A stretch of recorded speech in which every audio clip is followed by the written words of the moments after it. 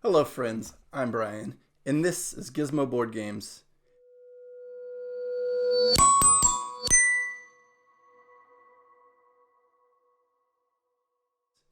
And today I'm doing a review of the game Red Rising, published by Stonemaier Games.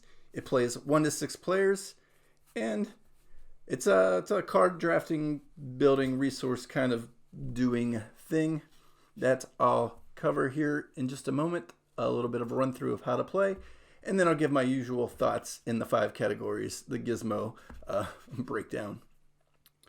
All right, so Red Rising is set up covering 4 different zones or tracks or whatever you want to call them.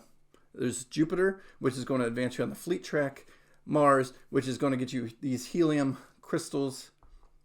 The Luna track, which will give you this sovereign token and activate your special ability of your player card. There's 6 different gods you could be, and they each have their own unique abilities as you play.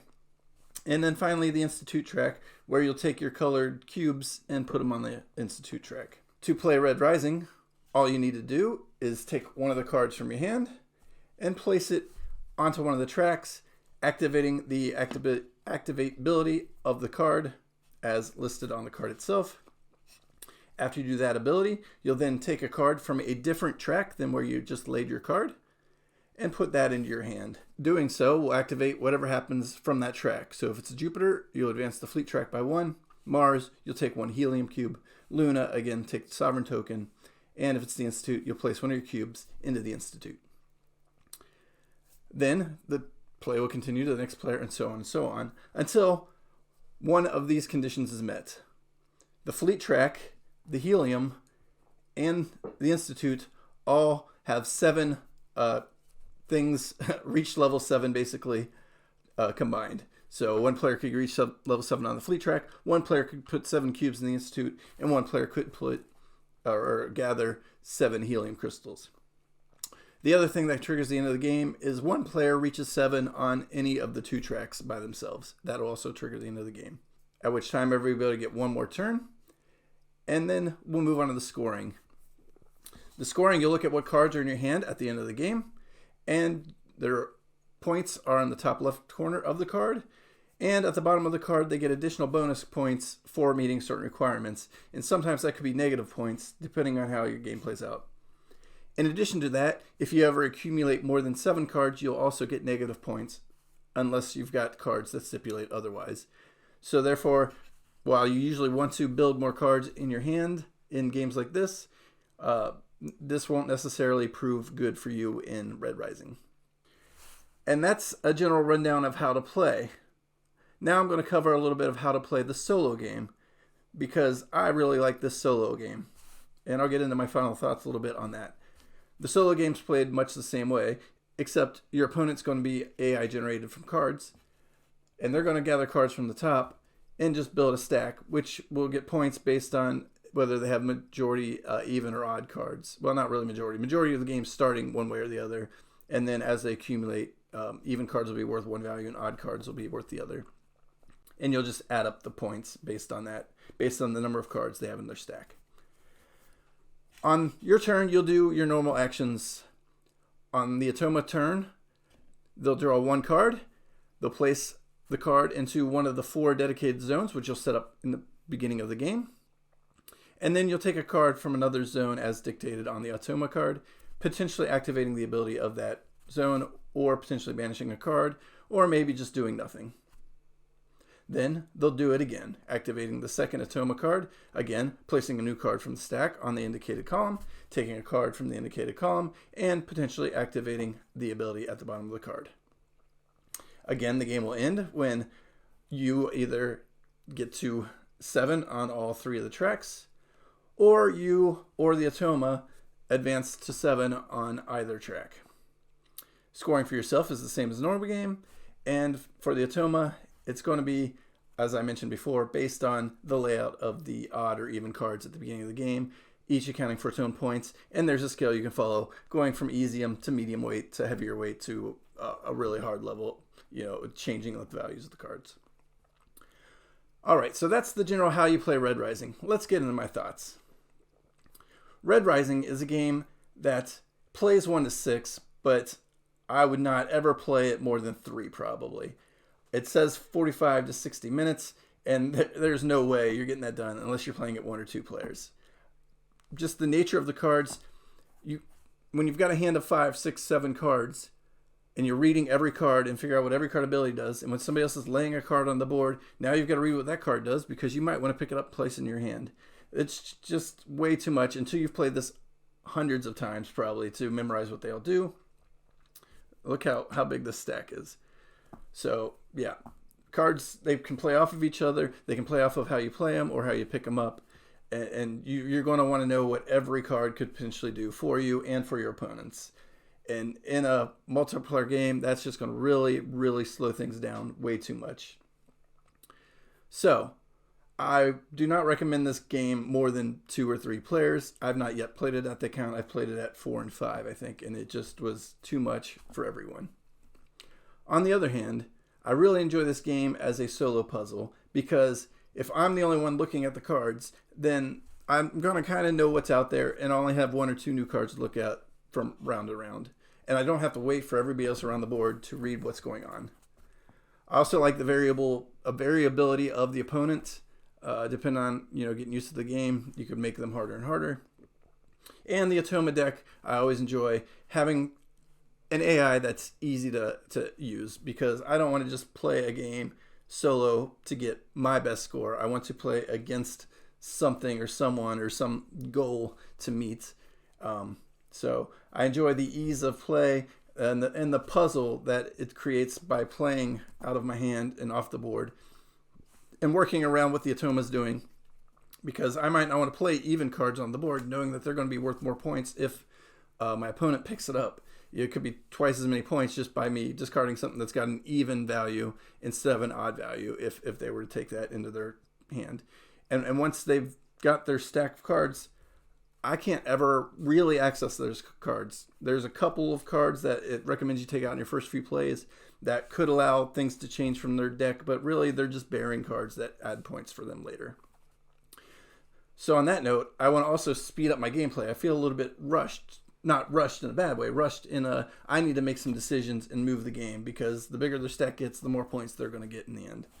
So I like that give and take of how's the cards going to play for me and for them, and the feeling of having something to work towards expeditiously. All right, so that covers my thoughts on the gameplay. And is it any good? Yes, it's good solo. It's probably good at 2 players that know the game, but I wouldn't recommend it more than that. The ingredients. So here's another little bit of a ding on the game. I've got the collector's edition copy, and it's got these nice metal everythings. I really enjoy it. It's got a good storage tray. However, the colors of these cubes, and I've heard differently for the not collector's copy, they're a little bit better, but the purple and red cubes look really similar when they're out on the board. The gold and yellow cubes definitely look very, very similar. And for some reason, the blue and green cubes also look very similar. And I don't even have color blindness, so I can't imagine how this is for someone who might be colorblind. And so I'm not a big fan. I like the metal cubes, but I'm not a fan of the coloring. I feel like they could have gone different colors or maybe even different shapes or some kind of marking on them for colorblind people. Every god's got its own special symbol. Maybe they could have made the cubes slightly bigger and had that symbol somewhere on them. I don't know. I don't know how much that would change the cost of the game, but as is right now, the colors are really hard to get around. Otherwise, components-wise, again, everything in my collector's copy is metal. The cards are average, not bad. Some of the gold ones have the gold tinting. These, I think, are the same in the base game or in the collector's edition, non-collectors. I like the plastic, the healing cubes. It's all good. So, yeah, the ingredients are decent for the most part. The coloring just really, really sucks. All right, is the game easy to play? Yes. In that all you're going to do is play a card from your hand, do whatever action it says to do, take a card and put it in your hand, and advance a track for the most part. So that's not a lot going on. However, knowing what the cards do and how they interact are going to take a few playthroughs and a few times getting to know the cards better to really get a feel of what you might want to be doing with your hand as you play. So, not hard to play, but not super easy to get a good feel of how it plays. Do I want more of it? I say yes as a solo game. It's got a big deck of cards to go through. Plenty of variability in the setup, in what you're going to see from game to game. With the lower player count, again, yes, I would say yes. More of it at a higher player count, definitely not. It takes too long for what it ends up being as everybody gets to know it. Unless you're playing with a group who basically got every card memorized and can boom, boom, boom, boom their actions. You're not going to see 45 to 60 minutes in anything over 3 players, I guarantee it. So, yes, I want more of it. I really enjoy the solo puzzle of it. I wouldn't mind playing it with another person probably either. Instead of playing the Automa, a person or two. It could be a valuable game as long as there's not a bunch of AP going on. So, yes, for the most part, I do want to play more of it. And that brings to originality.